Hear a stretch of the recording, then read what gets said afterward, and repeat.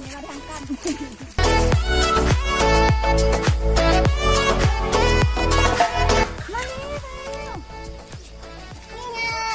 นี่นะคะนี่เป็นหน้าอีงอมันก็จำ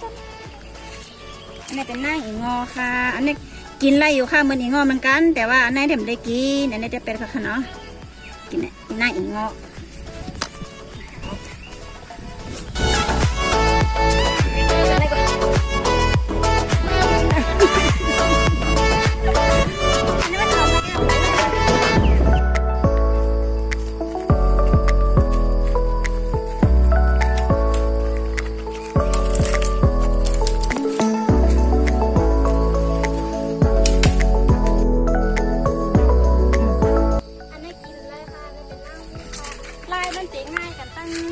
หน้าอีงอค่ะเนาะน่าจะเป็นลายมันเต็มหมดเลยค่ะแต่ป้อเป็นหน้าบัวลายมันติดเป็นเลยค่ะ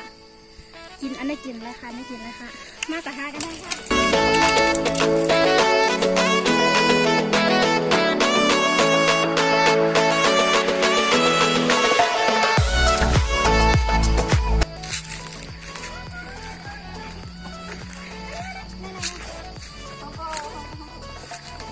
งอค่ะเนี่ยมันกลายเป็นนางนี่แหละนางนั่นเอง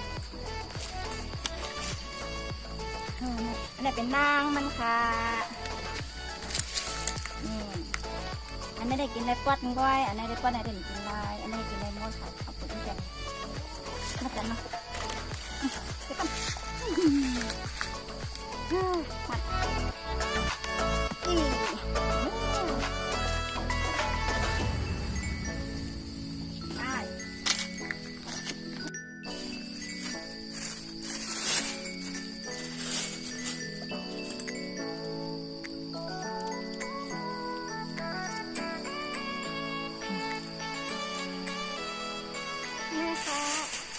เปียดก่อนนะคะน้องน้ำคือการเข้าไปกับต้าน้ำมันเก็บได้ลำบากอันนี้เป็นนางมันค่ะแต่พอเป็นอีงอจะเป็นมันไหนค่ะเก็บปลายเป็นมันไหนค่ะอันนี้อีงอเคี้ยวค่ะน้อง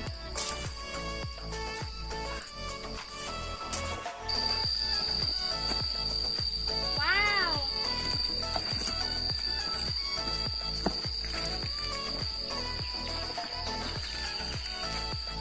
อันนี้เป็นห้องต้นเป็นห้องต้นว่าพวกขังขาดนะคะเนาะอันนี้มันกินไรค่ะอันนี้กินไรอันนี้ต้นมันใหญ่นะคะแต่ว่ามันจะมีน้ำอะไรคะไม่ได้จำค่ะจะมีน้ำอะไรค่ะเนาะอันนี้กินไรค่ะมีพิษค่ะเนาะผู้ขาดขาดพ่อขามรับพิษเลยก็อันนี้อะไรกินเลยค่ะแต่ว่าป้ออังต้นใหญ่จีแล้วในแค่ต้นใหญ่แล้วในแค่ค่ะอันนี้กินเป็นไรค่ะมากแต่แค่ตั้งนาค่ะเนาะ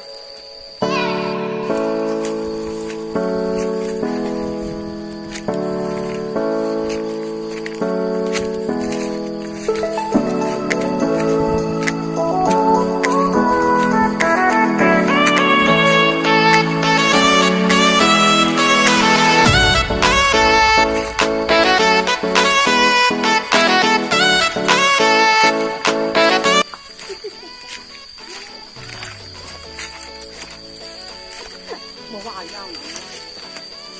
น้าเอาไปเลย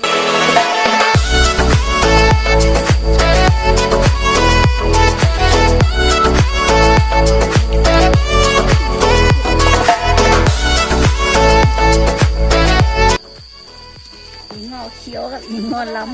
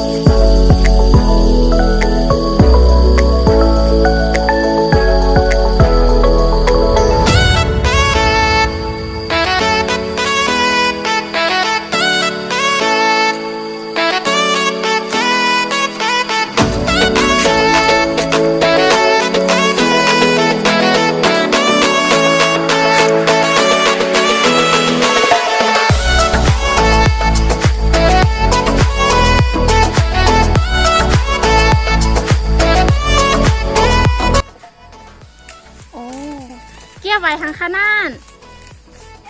ใบข้าวต้มแรงค่ะเก็บตองข้าวต้มแรงตองแต่ว่าตองข้าวต้มแรงก็กามใจยางกามก็บอกว่าตองเขามึงเขาควายน้ำมึงมุจักข้าวต้มแรงนี่เลยไว้ดีมันนะตองป่าไปเมื่อเฮ็ดดูหอนี่อันกำเฮ็ดกำจีเขาสายเนี่ยเนาะแล้วก็จับรัวยันนี่น้ำเอาที่อันนี้ติดหน้าระวังสิวต้องให้ชุ่ม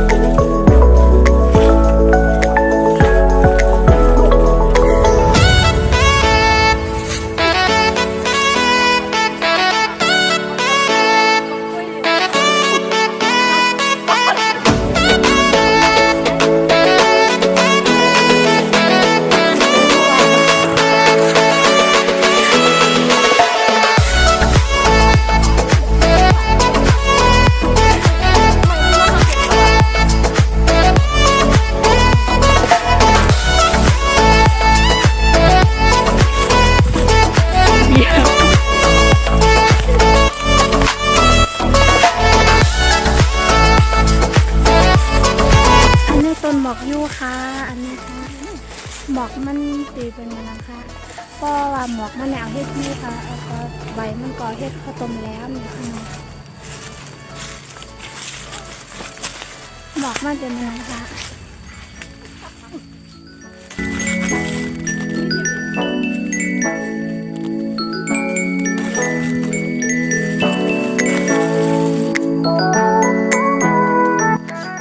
ตอนนี้ก็ลงมาอย่างนี้ค่ะ